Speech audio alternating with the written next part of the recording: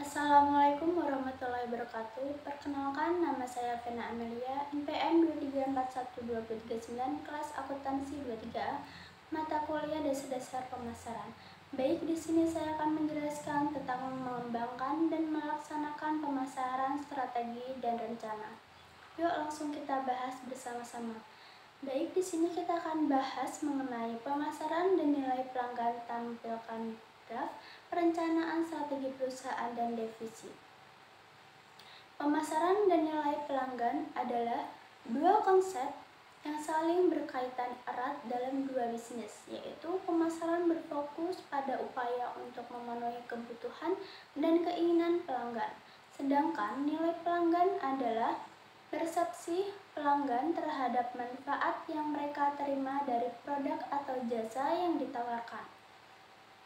Nilai pelanggan adalah persepsi pelanggan tentang manfaat yang mereka terima dari produk atau jasa dibandingkan dengan biaya mereka keluarkan.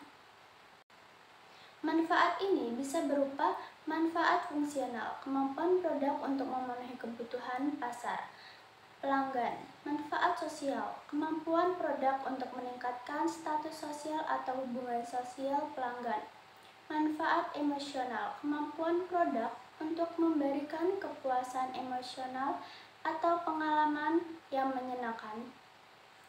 Contoh, produk smartphone. Manfaat fungsional, komunikasi, akses internet, hiburan. Manfaat sosial, menunjukkan status sosial, terhubung dengan teman. Manfaat emosional, kenyamanan, kemudahan penggunaan. Kenapa nilai pelanggan itu penting? Yaitu agar meningkatkan loyalitas pelanggan. Pelanggan yang merasa mendapatkan nilai yang tinggi cenderung lebih loyal dan akan terus membeli produk atau jasa dari perusahaan. Membedakan produk. Nilai pelanggan yang unik dapat membedakan produk atau jasa dari pesaing. Dan ada juga meningkatkan harga. Perusahaan dapat menetapkan harga yang lebih tinggi untuk produk atau jasa yang memberikan nilai yang tinggi bagi pelanggan. Ada juga mendapatkan rekomendasi. Pelanggan yang puas akan merekomendasikan produk atau jasa kepada orang lain.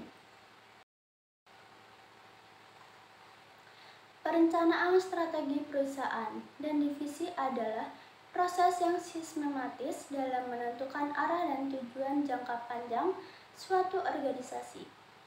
Ini melibatkan analisis mendalam terhadap lingkungan bisnis, baik internal maupun eksternal, untuk kemudian merumuskan strategi yang tepat dalam mencapai visi dan misi perusahaan.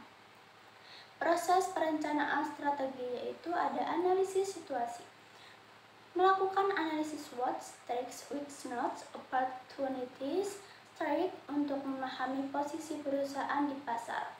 Ada juga penetapan tujuan, menentukan tujuan yang spesifik, struktur dapat mencapai, relevan dan berbatas waktu, SMART.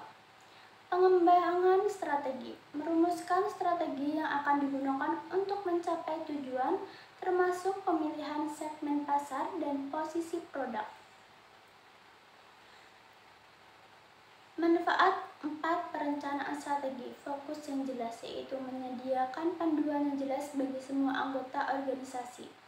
Pengambilan keputusan yang lebih baik, membantu dalam pengambilan keputusan yang lebih terinformasi dan strategis. Pengukuran kinerja, memungkinkan perusahaan untuk mengukur kemajuan dan melakukan penyesuaian jika diperlukan. Perencanaan strategi divisi, keterkaitan dengan perusahaan. Setiap divisi harus memiliki rencana strategis yang selaras dengan rencana perusahaan secara keseluruhan.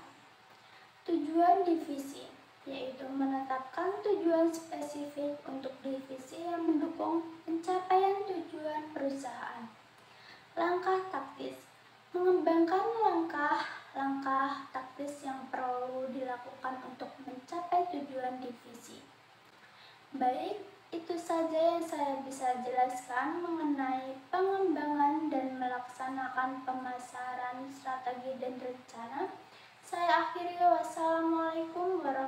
warahmatullahi wabarakatuh.